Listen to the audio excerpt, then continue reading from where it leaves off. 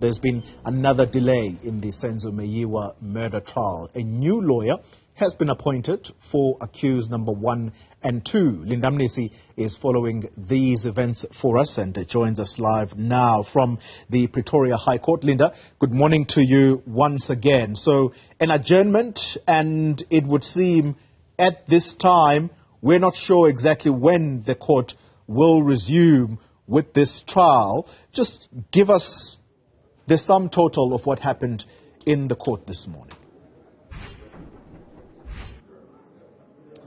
Well, at this moment, Oli, the matter has stood down to allow the lawyer, or should I say now former lawyer, of accused number 1 to 2 or accused number 1 to 4, Titi Tobane, to have discussions with the new lawyer for accused number 1 and 2. So this is Advocate Sipho Ramosepele telling the court that he only received instructions last week, Thursday in the afternoon, from accused number 1's father. That's Muzika Ukulelwa Sibiya. His father contacted this advocate, giving him new instructions to take over this matter. He says he was at the Randburg Magistrates Court and therefore is not able to proceed with the trial given the fact that he's not in possession of disclosure, right? This would be the contents of the docket and every, documentation related to this particular matter.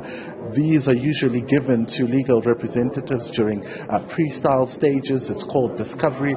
This is where the state shares evidentiary information for the other parties to prepare themselves adequately to start with the trial. So this new Advocate Ramosepele, is saying that he's not in possession of all those documents and therefore it would be very difficult for him to kickstart this trial or get on with this trial. Remember, it's set down for about 3 weeks. It's ending in this court term on the 2nd of December and will only return early next year. So already the judge expressing concerns about the delays that this causes, even questioning Advocate Ramosepele about why he did not inform the interested parties, being the state as well as other legal representatives, about this particular new development. But he said he was waiting for the father of accused number 1, Muzika Ukulelwa Sibiya, to confirm with Bongani Ntanzi's family, because he says that they grew up together. Now there's a whole conversation about Bongani Ntanzi and Muzika Ukulelwa Sibiya knowing each other,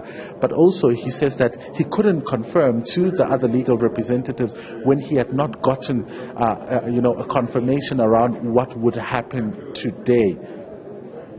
So Linda, talk to us about the new witness, or is that something that we are still unclear about as to who that person is? It's still unclear at this point who that particular witness, but there is a lawyer who's in court, who we saw not so long ago, who came into court, but it's unclear if his client will be taking the stand. Like I mentioned earlier on, the state has not revealed who that witness is. That witness has not taken to the witness stand as yet, given, of course, the fact that the court is still dealing with the matters relating to this new legal representatives, which may possibly mean a postponement. How long that postponement will be will only be determined, of course, not only by the legal representatives, but the court diary, which plays an important role in setting down matters and hearing them, in a matter of urgency or whatever that's been set down for. But it's also interesting to note, Oli, you'll remember earlier this year we traveled down to Wanongoma and spoke to the father of Muzika Ukulelwa Sibiya together with Bongani Ntanzi's family,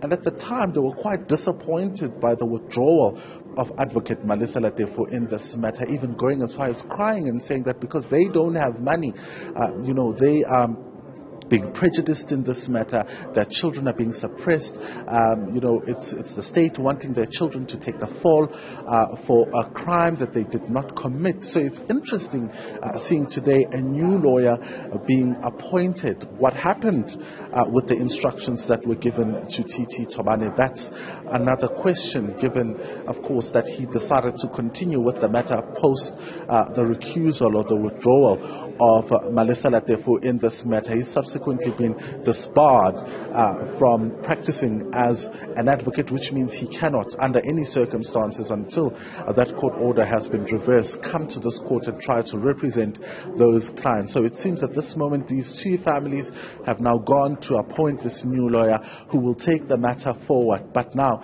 it means possibly another delay. Linda Mnisi, thank you very much for that update live for us at the Pretoria High Court.